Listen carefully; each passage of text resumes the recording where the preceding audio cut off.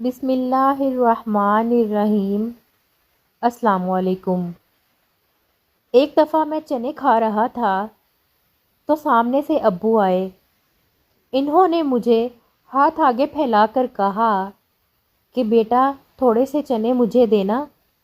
جب ان کا ہاتھ میں نے اپنے آگے یوں دیکھا مجھے بہت برا لگا اور بغیر کچھ کہے میں نے تمام چنے ان کے ہاتھ میں رکھ دیے اور سر نیچے کر کے مجھے اتنا شدید رونا آیا کہ گھر آتے آتے میں اس کو کنٹرول ہی نہیں کر سکا، اور جیسے ہی دروازے کے اندر آیا تو زور زور سے رونے لگا۔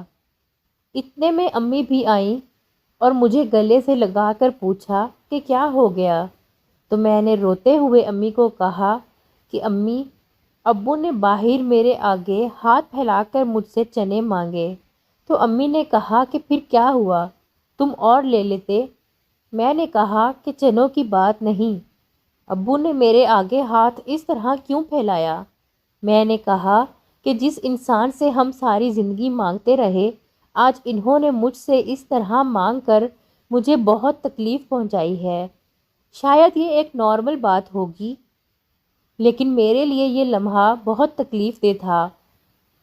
کبھی بھی بڑوں کو چیز دیتے ہوئے اس بات کا خیال رکھیں، آپ کا ہاتھ ان کے ہاتھ سے ہمیشہ نیچے ہی رہے، جیسے آپ ان کو پیش کر رہے ہوں اور وہ آگے سے قبول کر رہے ہیں، نہ کہ وہ لوگ آپ کے آگے ہاتھ پھیلائیں۔